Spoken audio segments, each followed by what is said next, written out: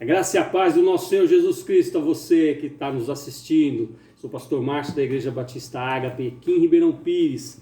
Querido, se você puder nos ajudar, ative o sininho que está aí embaixo, aí, se inscreva no nosso canal, né? E você vai ter algumas notificações aí, vai ser uma bênção para você. Nós também temos o nosso Facebook aí, que você pode entrar também, Igreja Batista Ágape. Você entra no nosso Facebook e você vai ter muitas coisas ali para você poder ver, fotos, trabalhos. Vai ser muito legal, você vai estar podendo conversar conosco também. Nós temos a nossa rádio também, Rádio Batista Ágape, .vipfm.net. Você pode estar entrando, são louvores 24 horas ali, muitos louvores muito bonitos ali que você pode estar escutando. E ali você pode também acessar. Quando você estiver na rádio ali, você abaixa no Play Store, você abaixa a rádio no seu celular, também no seu computador, e você pode entrar no Facebook ali, e você pode estar nos vendo ali, tem alguns vídeos e tal. Eu gostaria de orar com você. Eu não sei onde você está nesse momento, se você está na sua casa, se você está no seu trabalho, onde quer que você esteja.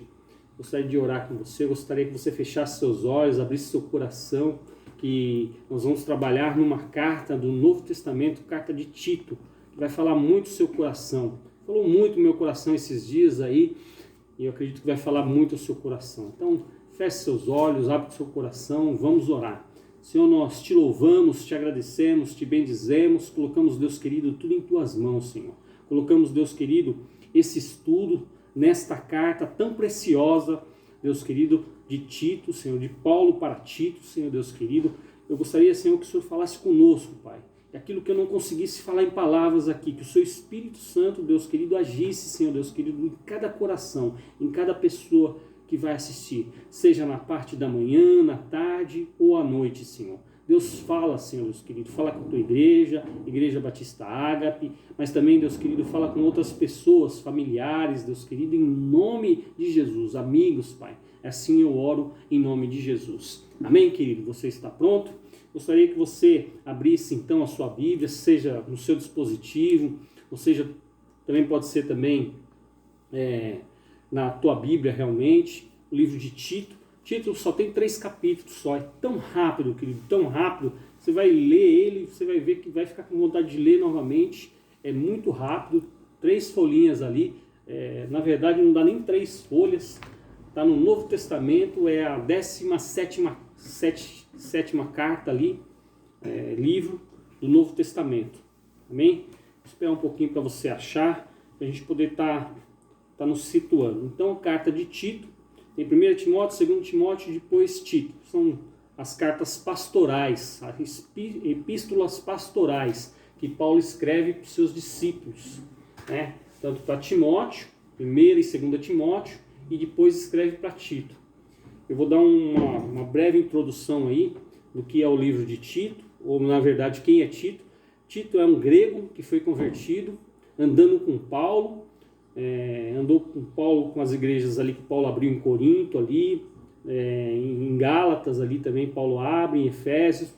Tito passou ali, andando junto com Paulo ali, Paulo discipulando Tito ali, né, nessas regiões. Tito volta para Jerusalém junto com Paulo também, para entregar algumas ofertas ali. E teve um concílio também em Jerusalém e Tito participa desse concílio. Você vai ver ali na carta de Coríntios ali, Coríntios 8 ali, falando sobre Tito, falando Tito andando com Paulo. Você vai ver a carta de Gálatas também, Tito está junto com Paulo, andando, e sempre Paulo falando do amor que ele tem por Tito. Paulo fica preso na prisão, depois é solto, e Tito está sempre junto com Paulo ali, implantando igrejas. E Paulo passa por Creta, e passando por Creta, faz uma igreja ali, evangeliza ali, abre uma igreja, e ali Paulo, o que ele faz? Ele deixa Tito ali nessa igreja, e deixa Tito nessa igreja, e deixa Timóteo em Éfeso, né? E o que acontece? Depois ele escreve essas cartas, tanto para Timóteo quanto para Tito também. Então esta carta, essa epístola pastoral, é uma carta designada a Tito, é uma carta pessoal, mas é uma carta com informações para Tito, o que ele deve fazer ali, né, na igreja ali, amém? Então se você puder pegar ali, carta de Tito, então primeiro ele dá saudações, do Tito capítulo 1, do 1 ao 3, Paulo dá saudações, e 4, Paulo fala para Tito, 1:4. A Tito, verdadeiro filho segundo a fé comum, que a graça e a paz da parte de Deus Pai e de Cristo Jesus, nosso Salvador, esteja com você. Aí o 5 ele diz assim: foi por esta causa que deixei você em Creta. Então Paulo vai e deixa Tito em Creta ali, para fazer um trabalho ali em Creta, né? Para que pusesse em ordem as coisas restantes, bem como em cada cidade constituísse presbíteros conforme prescrevia a você. Ele continua: alguém que seja irrepreensível, marido de uma só mulher, que tenha filhos crentes, que não são acusadores de devassidão, nem são insubordinados. Agora o 7. Porque é indispensável que o bispo ou pastor, é a mesma coisa, por ser encarregado das coisas de Deus, seja irrepreensível, não arrogante, alguém que não se irrite facilmente, não apegado ao vinho, não violento, nem ganancioso. Pelo contrário, o bispo deve ser hospitaleiro, amigo do bem, sensato, justo, piedoso, deve ter domínio de si, ser apegado à palavra fiel, que está de acordo com a doutrina, para que possa exortar pelo reto ensino e convencer os que contradizem este ensino. Aí você olha assim e fala assim, não, mas é simples, né? Paulo vai lá e vai trabalhar com as pessoas ali e vai olhar essas pessoas com essas características. Mas vai até o 12 para você entender o que era Creta, o que eram os cretenses. Qual era a cidade que Paulo tinha deixado Tito para tomar conta ali e fazer pastores ali, né? Bispos ali. Olha a cidade, olha o que é ali no 12, ó. O que Paulo fala dos cretenses, ó. Foi um dos cretenses, ele está falando que foi um homem ali, dos cretenses, em outras traduções fala que era um filósofo, né, que falou isso, ó. Foi um dos cretenses, um próprio profeta, filósofo, né, algumas versões, deles que disse, ele fala sobre os cretenses, ó o povo que era, ó. Os cretenses são sempre mentirosos, feras terríveis, comilões, preguiçosos.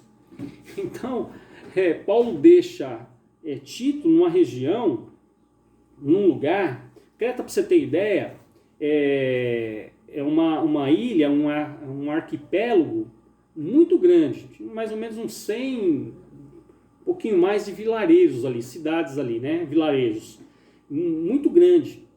Só que as pessoas que moravam lá eram pessoas gregas, né? Gregas, e tinha judeus ali também. E os gregos, a cultura deles, a parte de sexualidade, eles eram muito assim, porque como eles eram gregos, eles tinham muito isso daí. Por isso quando ele fala assim, ó, que você tem que escolher homens que sejam marido de uma só mulher, pra gente é lógico isso daí, você pegar e falar assim, ó, o homem tem que ter só uma mulher, né? Não, mas eles não, eles tinham mais de uma mulher, tinha várias mulheres. Então eles se relacionavam tanto com mulher como com outros homens também. Por isso que Paulo fala isso daí, né? Ele começa a falar como que a pessoa deve ser. Ó, ela deve ser assim, ó, irrepreensível, marido de uma só mulher, tenha filhos obedientes ali, humilde, manso, sem ganância, sóbrio, hospitaleiro, prudente, justo, dedicado a Deus. Ele está falando isso aí no texto. Disciplinado, firme na doutrina. Qual a doutrina? Porque tinha outras doutrinas lá também. Então ele tinha que ser firme no cristianismo, conhecer verdadeiramente a palavra de Deus. Então, para essa pessoa ser dessa forma, não só o caráter, ele tinha que conhecer também o cristianismo. Ele tinha que conhecer Deus ali. Então, Tito tinha um trabalho assim, muito trabalhoso, na verdade, uma coisa muito, tinha que ser uma coisa muito dedicada. Ele tinha que treinar pessoas assim, ver o caráter dessas pessoas. E a mesma coisa que Paulo está pegando e falando assim, ó, você vai preparar pessoas desse jeito, mas ó, não se esqueça que eles são preguiçosos. Eles são preguiçosos, eles são mentirosos. Então, o lugar que você está são pessoas completamente com dificuldades, que não é diferente da realidade que nós vivemos hoje também. Qual é a realidade que nós vivemos hoje também? Se você for ver em Ribeirão Pires, Mauá, Rio Grande da Serra, quais as pessoas que você encontra nessa cidade? Sem se converter, né? Claro, né? Porque depois de convertida, essa pessoa tem ela muda, né? Porque há um espírito dentro dessa pessoa que traz mudança, né? Tem uns que demoram um pouco mais, outros menos, mas ela vai tendo mudança, né? Então ele está falando para escolher essas pessoas. Aí ele vai mais, ó. Quero que você vá no capítulo 2 aí. Capítulo 2, 2. Aí ele fala dos homens. Ele já falou do pastor como ele deve ser. Por isso que é muito importante você chegando numa igreja, você prestar atenção no pastor. Quem é que está pregando o evangelho? Não chega de qualquer jeito, não. Chega como nós chegamos, como as pessoas chegam na igreja, nós falamos assim, ó. Você quer vir para a igreja? Então fica aí. Fica uns 3 meses, namora conosco aí, vê o jeito que nós somos. Se realmente você quer vir para a igreja, né? Se você quer vir, então olha pra gente, vê o que nós estamos fazendo, quem somos, né? Se somos, né, homens de uma mulher só, se não somos dados ao vinho, coisas nesse tipo, aquilo que Paulo está falando para Tito fazer. E aí ele fala o seguinte, aí ele está falando assim como fosse da igreja, né? Quanto aos homens, o 2, né? Quanto aos homens, idosos que sejam moderados, respeitáveis, sensatos, sadios na fé, no amor e na perseverança. Isso aqui são os homens da igreja. Então a igreja ela tem que estar formada por essas pessoas aqui. O líder ele tem que treinar essas pessoas dessa forma. Essa é a característica que Paulo tinha dito para ter uma igreja sadia. Aí depois ele vem para as mulheres, né?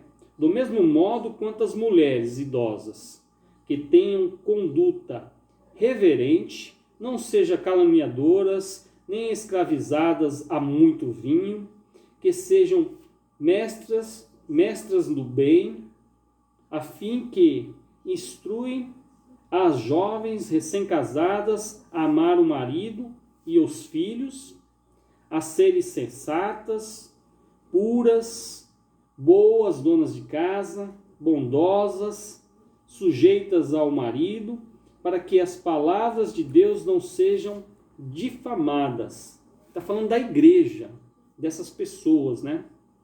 Aí ela fala os jovens, do mesmo modo quanto aos jovens, exorte-os para que em todas as coisas sejam moderadas. Aí Paulo vai e fala para Tito, Tito, ó, seja você mesmo um exemplo de boas obras no ensino, mostre integridade e reverência.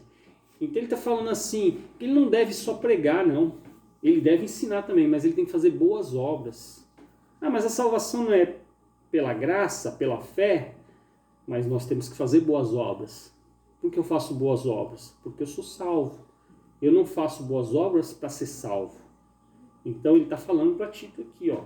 Você deve ser uma referência de boas obras, de coisas boas. Essa epidemia que está tendo, essa loucura, essa pandemia que está tendo aí, a igreja vai ficar parada? Não, ela não deve ficar parada. Ela tem que se mover. Ela tem que se mover. Ela tem que ajudar o próximo, tem que ajudar o vizinho do lado, tem que perguntar para as pessoas o que elas estão passando, que elas precisam de ajuda, precisam de alimento, precisam de comida, precisam de pagar uma luz, uma conta de água, coisa nesse sentido. A igreja é dessa forma. Nós temos que fazer boas obras, não para ir para o céu.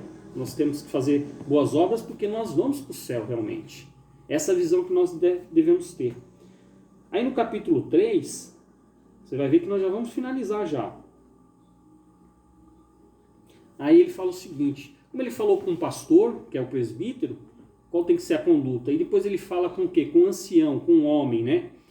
Depois ele pega e fala com a mulher mais velha, como ela deve ensinar as mais novas, e as mais novas têm que obedecer. Depois ele fala com quem? Fala com os jovens. Aí depois ele vai e fala com o próprio Tito. Ele fala que Tito, ele deve ensinar, ele deve ajudar as pessoas. E aí depois ele fala das autoridades. No 3 ele fala sobre as autoridades, que às vezes a gente fica falando mal das autoridades, e ele pega e lembra o que nós devemos fazer, ó.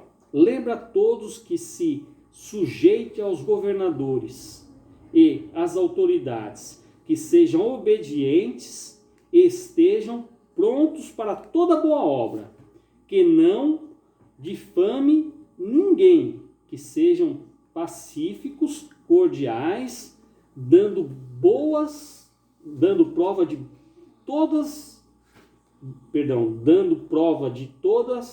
toda cortesia para com todos.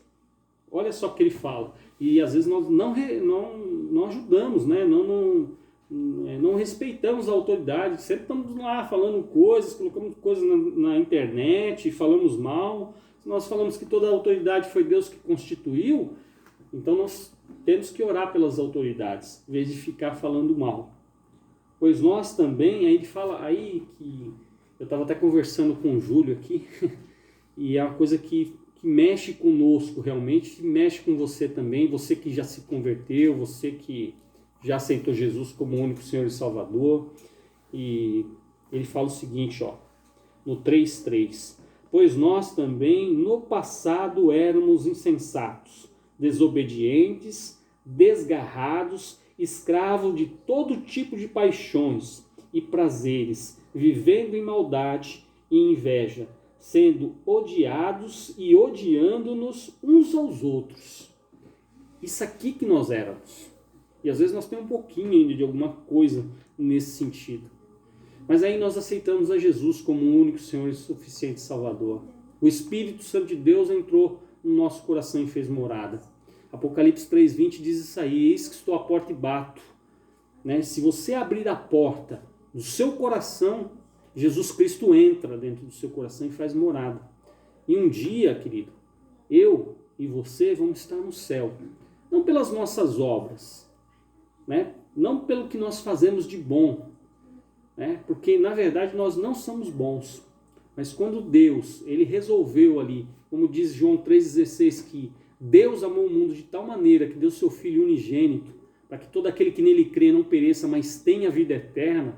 Ele nos amou por completo, querido, sem condição, sabe? Ele nos amou. Nossa igreja chama Batista Ágape, porque é amor incondicional. Deus não colocou condições para nos amar. Você tem que ser assim, você tem que ser assado. Não.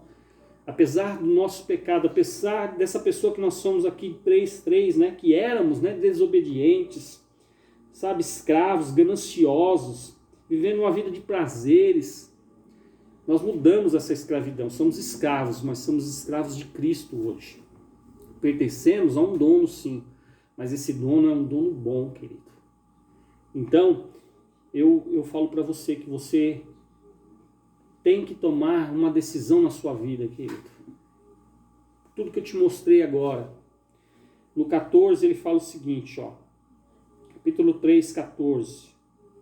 Enquanto aos nossos que aprendam também a se empenhar na prática de boas obras, a favor dos necessitados, para não se tornarem infrutíferos. Ele fala que a igreja, querido, ela tem que ser uma igreja, que a igreja somos nós, não é aquele templo, não, mas tem que ser uma igreja que ajuda as pessoas, que não roube as pessoas, ao contrário, que ajude com amor, com dedicação, porque assim Deus é, com amor principalmente. Deus é amor, querido. E eu gostaria de orar por você. Talvez você nunca fez uma oração na sua vida, talvez você nunca fez uma oração de entrega a Jesus. entregar 100% da sua vida. Talvez você fale assim, eu tenho Deus, Márcio, mas a dificuldade não é se você tem Deus, é se Deus tem você, sabe? Uma coisa é você falar assim, eu tenho Deus, e achar que tem Deus e fazer as coisas do jeito que você bem entende. Tito, nós vemos ali que foi uma pessoa obediente a Deus. Obediente a Deus.